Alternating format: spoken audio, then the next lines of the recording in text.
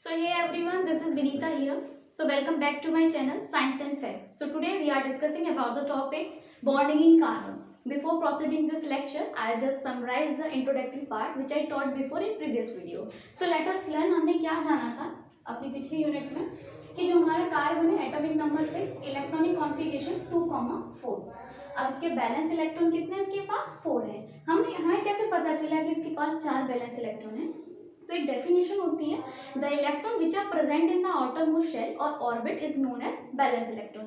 यानी किसी भी एटम के लास्ट ऑर्बिट में जितने भी इलेक्ट्रॉन्स हैं, ठीक है, वो आपके क्या है, बैलेंस इलेक्ट्रॉन है, और वही उसकी क्या होती है, वैलेंसी होती है। तो कार्बन की लास्ट ऑर्बिट में कितने इलेक्ट्रॉन, 4 इलेक्ट्रॉन। तो कार्बन के पास कितने वैलेंस इलेक्ट्रॉन हो गए, 4, ठीक है। अब कार्बन क्या करे कि उसको डुप्लेट या ऑक्टेट रूल कंप्लीट करना है, ठीक है। हमसे ये भी कोई क्वेश्चन पूछ सकता है कि इन बैलेंस इलेक्ट्रॉन का होता क्या है, तो it's nothing but it is helps to या फिर it is responsible for bonding, ठीक है। ये बॉन्डिंग के लिए इस्तेमाल होते हैं, तो बॉन्डिंग में पार्टिसिपेट करते हैं, ठीक है जी। तो कार्बन को क्या है, अपना डुप्लेट या फिर ऑक्टेट कॉन्फ़िगरेशन कंप्लीट करना है। अब डुप्लेट के लिए क्या करे, वो 4 इलेक्ट्रॉन लूज कर दे तो वो डुप्लेट कॉन्फ़िगरेशन गेन कर लेगा, ठीक है। तो 4 इलेक्ट्रॉन लूज कर दे तो duplet electronic configuration, 4 electron gain कर दे तो ऑक्टेट पूरा हो जाएगा। लेकिन होता क्या, ऐसा होता नहीं है जनरली। एक्चुअल में क्या होता है, अगर ये 4 इलेक्ट्रॉन लूज कर रहा है तो it's become C4 positive, okay, जो कि पॉसिबल नहीं है, not possible. Why it is not possible? Because 4 electron निकालने के लिए यानी कि लूज करने के लिए लॉट्स ऑफ अमाउंट में एनर्जी चाहिए, उस एनर्जी को हम कहते हैं आयनाइजेशन एनर्जी, ठीक है।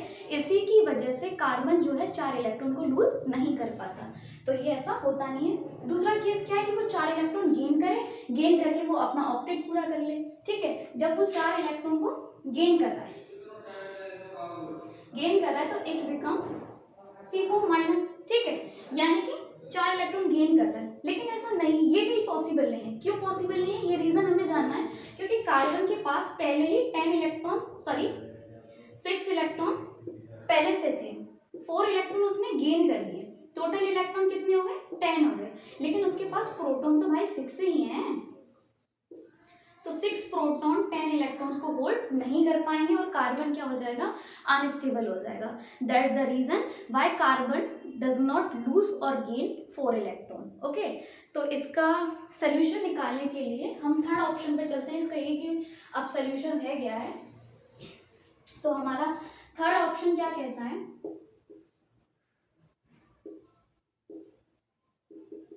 थर्ड ऑप्शन क्या कहता है, शेयरिंग ऑफ इलेक्ट्रॉन, ठीक है।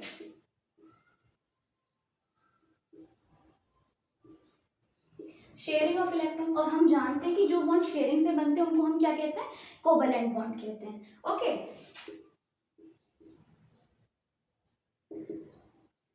और कोवैलेंट बॉन्ड की आपसे डेफिनेशन कोई पूछे तो आप क्या बताओगे, the bond form due to the equal sharing of electron between 2 और मोर देन 2 एटम्स, ठीक है। वो एटम्स आपका क्या हो सकता है, नॉन मेटल्स भी हो सकता है, और दूसरा क्या हो सकता है आपका इलेक्ट्रोनेगेटिव एलिमेंट्स भी हो सकते हैं। तो let us take an example.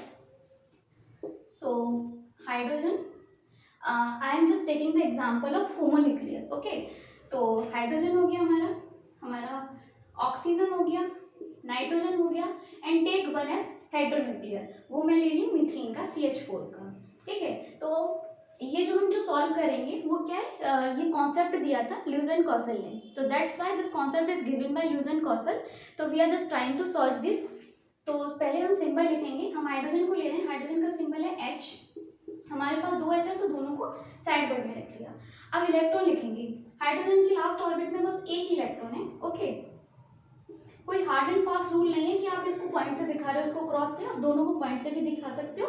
बस ये क्या है कि थोड़ा क्लैरिफाई हो चीज़ें कि ये इलेक्ट्रॉन इसका है और ये इलेक्ट्रॉन इसका है, ठीक है। तो हम इसको ऐसे लिख सकते हैं, ये इसने, ये इसने, इन दोनों को बेसिकली क्या कंप्लीट करना है, अपना डुप्लेट पूरा करना है।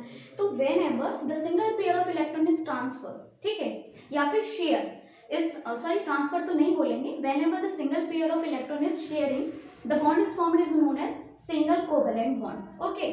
तो हम यहाँ पे क्या दिखाएंगे, सिंगल कोवैलेंट बॉन्ड, बिकॉज एक एक इलेक्ट्रॉन की शेयरिंग हुई है। अब मैं सेकेंड एग्जांपल अगर लूँ आपका, तो मैं ऑक्सीजन का ले रही हूँ। ऑक्सीजन का सिंबल आप जानते हो, O होता है। अगर इसका एटॉमिक नंबर की मैं बात करूँ तो वो क्या होता है आपका 8 होता है। Electronic configuration 2,6।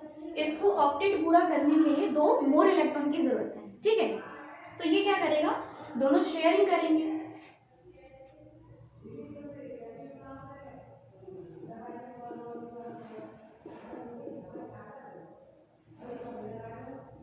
जितने उसको ऑक्टेट पूरा करने के लिए चाहिए तो वो ये आगे शो करता है, ठीक है। तो आपको समझना कि सर्किल में आता क्या है, 8 इलेक्ट्रॉन्स आते हैं और सिंपल यानी कि ऑक्सीजन आती है। यहाँ पे आप देख सकते हो कि यहाँ पे दो इलेक्ट्रॉन्स क्या हैं, शेयरिंग में पार्टिसिपेट कर रहे हैं। Then the bond form is called as double covalent bond, और we write that or these are the non-bonding या non-participating electron over here, so these are called lone pair of electron। तो ये इन्होंने sharing में participate नहीं किया, तो इनको हम एज ए राइट करेंगे।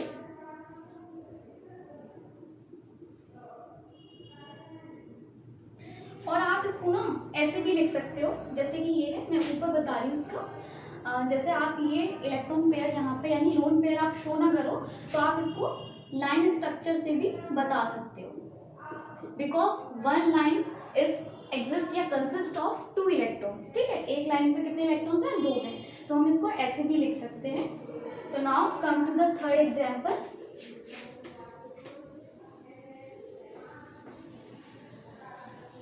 और थर्ड एग्जाम्पल हमारा क्या है, N2। तो हम जानते हैं नाइट्रोजन एटॉमिक नंबर उसका क्या होता है 7, इलेक्ट्रॉनिक कॉन्फ़िगरेशन 2,5। इसको ऑक्टेट पूरा करने के लिए 8 इलेक्ट्रॉन्स की नीड है, ओके जी। तो हम क्या करेंगे, 1 2 3 4 5,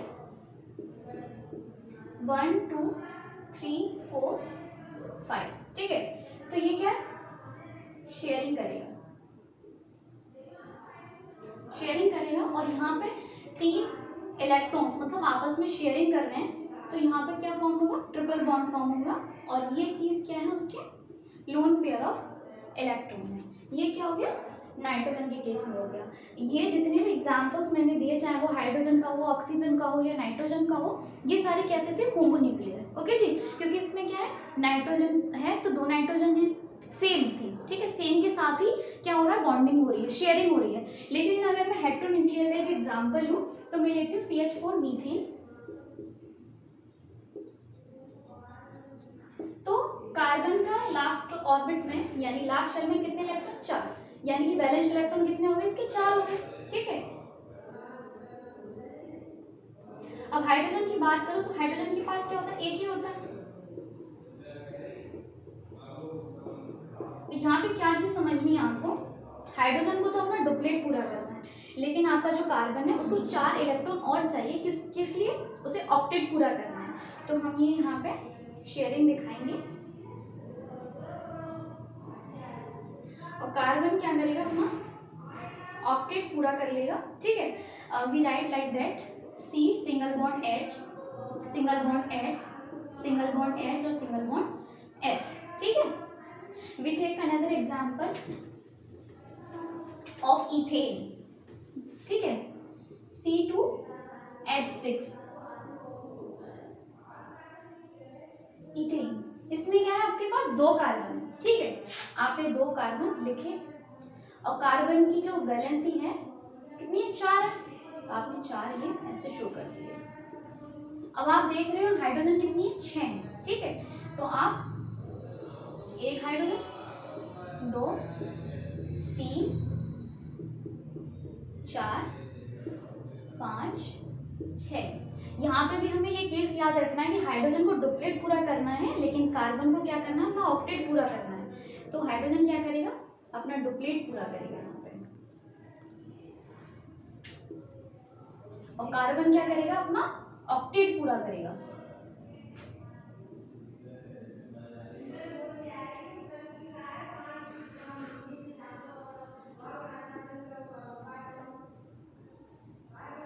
ठीक है।